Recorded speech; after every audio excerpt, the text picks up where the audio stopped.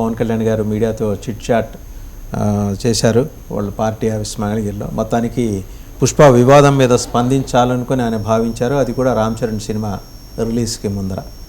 రెండు సంఘటనలకు మనం పోలిక పెట్టడం అంత భావ్యం కాదేమో కానీ కాకతాళీయంగా జరిగిన సంఘటనకు పోలిక పెట్టేవాళ్ళు కూడా లేకపోలేరు. ఆయన అన్నది ఏంటంటే గోటితో పోయేదాన్ని గొడ్డల్లాగా తెచ్చుకున్నారు.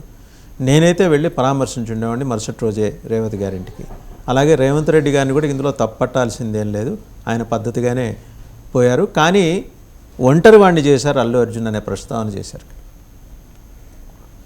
ఇవన్నీ మూడు రకాలైనటువంటి విషయాలు. మొదటిది, అల్లు అర్జున్ శృతి మించి వ్యవహరించారనడంలో ఏం సందేహం లేదు. హద్దు మీరిన విజయగర్వం అని నేను ఎక్కడో చేసిన కామెంట్ అది పెద్ద ట్రెండింగ్ అయిపోయింది. ఇదంతా కూడా అంటే నేను చెప్పిందానని కాదు, అందరి మనసులో ఉన్నటువంటి భావాన్ని అది ప్రతిబింబించింది. కాబట్టి యంగ్ హీరో చాలా హైట్ ఆఫ్ హిస్ సక్సెస్లో ఉన్నాడని అనుకున్నప్పటికీ కూడా ఆ రెండోసారి ఆయన ముఖ్యమంత్రి మీద మాట్లాడిన తర్వాత ఇంకెవ్వరు ఆయనతో ఉన్నవాళ్ళు లేరు. ఇప్పుడు పరిశ్రమలో కూడా మీరు చూస్తే ఇప్పుడు చాలామంది మాట్లాడుతున్నారు, దాన్ని మళ్ళీ మనం మాట్లాడవచ్చు. కానీ అందువల్ల ఇంకోటేమో మీడియాలో కొంతమంది అత్యుత్సాహంతో ఇదిగో చిరంజీవి బయలుదేరాడు అదిగో అని అనడమే కానీ చిరంజీవి కానీ పవన్ కళ్యాణ్ కానీ బహిరంగంగా ఏమీ సంఘీభావం కానీ అది తెలిపిందేం లేదు. ఒకవేళ ఆయన విడుదలకు సహకరించారు, ఆయన మేనత్త గారు కళ్ళ నీళ్ళు పెట్టుకున్నారు, అది ఒక ఇది. కానీ జరిగింది బాగాలేదు, కొంత ఇది ఎక్కడో లెక్క తప్పింది అనే అభిప్రాయం బలంగా వాళ్ళు వ్యక్తం చేస్తూనే వచ్చారు. నేను కూడా చెప్పాను. సరే, ఇప్పుడు ఇక్కడ పవన్ కళ్యాణ్ విషయానికి వచ్చేసరికి ఆయన ఉప ముఖ్యమంత్రిగా కూడా ఉన్నారు కాబట్టి దీని ఫాలోఅవుట్, దీని ప్రభావం అక్కడ కూడా పడుతుంది కాబట్టి ఆయన మరింత జాగ్రత్తగా మాట్లాడాల్సి ఉంటుంది. సో ఆయన తప్పకుండా మొన్న కూడా కడపలో ఆయన రియాక్షన్ మీరు చూస్తే అసలు మనుషుల ప్రాణాలు పోతుంటే మీరు సినిమాల గురించి అడుగుతారా అని అడిగిన మాటకు రెండు అర్థాలు ఉన్నాయి ఇక్కడ. సినిమా అర్థం అవుతుంది, రెండవది ప్రాణం పోయింది కదా ఇక్కడ కూడా. కాబట్టి పవన్ కళ్యాణ్, నేను అదే అన్నది, బొలిశెట్టి సత్యనారాయణ లాంటి మిత్రులు చాలా మాట్లాడినప్పుడు పవన్ కళ్యాణ్ చిరంజీవి చూపించేపాటి నిగ్రహం చూపించండి, సంయమనం చూపించండి అని. సో ఆయన ఇప్పుడు అందుకనే బహిరంగ వ్యాఖ్యానం కాకుండా మీడియాతో యథాలాపంగా ఇష్టాగోష్ఠిగా వ్యాఖ్యానం చేసినట్టున్నారు. దాంతో ఎవరైనా సినిమాకి స్టేటస్ డిసిప్లిన్ ఉండాలన్నారు. ఏమండి, సినిమాకి స్టేటస్ డిసిప్లిన్ ఉండాలి. అది తప్పకుండా. ఇప్పుడు సినిమాతో పాటు హ్యూమన్ రిలేషన్స్ కూడా, ఇప్పుడు అక్కడ చనిపోయిందంటే ఎవరైనా, ఇప్పుడు నన్ను వెళ్ళొద్దన్నారు, ఎవరన్నారు, మీ లీగల్ ఎక్స్పర్ట్స్ అన్నారు. ఎందుకు అన్నారు అంటే మీకు చిక్కు వస్తుందని.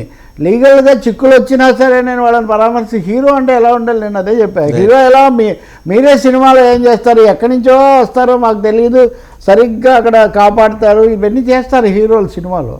బయటకు వచ్చేసరికి మా లాయర్ గారు వెళ్ళమంటేనే మాట్లాడమంటే మాట్లాడతాను, అడిగింది కూడా చెప్పనని. ఈవెన్ అల్లు అరవింద్ కూడా రెండోసారి మాట్లాడినప్పుడు. కాబట్టి వాళ్ళు మాట్లాడినవన్నీ రెగ్యులేటెడ్ లీగల్ కేసు నుంచి బయటపడడానికి సంబంధించినవి తప్ప అదేం పొరపాటని కాదు. కానీ చేయాల్సింది చేయలేదు. ఇంకోటి మీరు కనుక చూస్తే తెలంగాణ మంత్రులు కూడా కోమటిరెడ్డి లాంటి వాళ్ళు అన్నారు, ఎందుకు పోలేదు, వెళ్ళి ఉండాల్సింది కదా, ఒకరు కాకపోతే ఒకరు. ప్రధానంగా వచ్చిన విమర్శ ఇదే. రెండోది కూడా మీరు దీనికి జోడించవచ్చు. ఈరోజు నాంపల్లి కోర్టులో ఆ కేసు వాయిదా వేశారు, పూర్తి బెయిల్ది.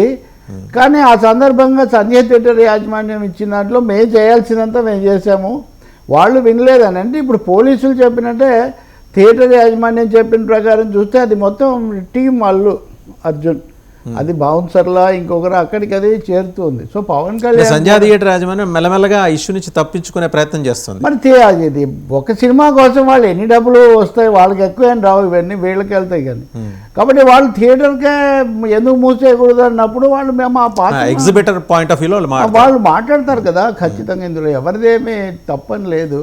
ఇక్కడ హీరోగా దీని మొత్తానికి సారథ్యం వహించింది అనేక విషయాల్లో అల్లు అర్జున్. వచ్చిన తొక్కిసలాటకు కూడా ఆయన రావడం కొంత కారణం అవడం ఇది. ఎన్డీఏ కూటమి పవన్ కళ్యాణ్ బాధ్యతగానే ఆయన స్పందించారనుకోవాలి. రెండోది తన స్వభావాన్ని కూడా నేను 2-3 చోట్ల చెప్పాను. ఇప్పుడు డబ్బులు అలా ఇచ్చానంటే ఆ విషయంలో పవన్ కళ్యాణ్ చాలామందికి సహాయం చేశాడు కదా. అఫ్కోర్స్ రాజకీయాల్లోకి వచ్చాక ఈ రెండో ఫేజ్లోనే అయినప్పటికీ కూడా 2019 తర్వాత ఆయన చాలా సహాయం చేసుకుంటూ వచ్చారు ఆయన. కాబట్టి సహాయం చేయడం వేరు, ప్రత్యక్షంగా సానుభూతి చెప్పడం వేరనేది ఆయన ఉద్దేశం అనుకుంటున్నాను. ఇంకొకటి సార్, ఇప్పుడు ఎన్డీఏ కూటమి ఇంకొక సంతోషిస్తున్నా, దాగుడు ముద్దలు లేకుండా పవన్ కళ్యాణ్ తన అభిప్రాయం చెప్పారు. క్లారిటీ ఎందుకంటే ఎవరికి తోచింది వాళ్ళు అభిమానులు కొంతమంది ఇటు చెప్పి, కొంతమంది అటు చెప్పి, లేదా కొంతమంది ఫుల్ స్టాప్ పెట్టారు ఆయన. వ్యతిరేక దానికి పెట్టాల్సిన అవసరం కూడా ఉంది.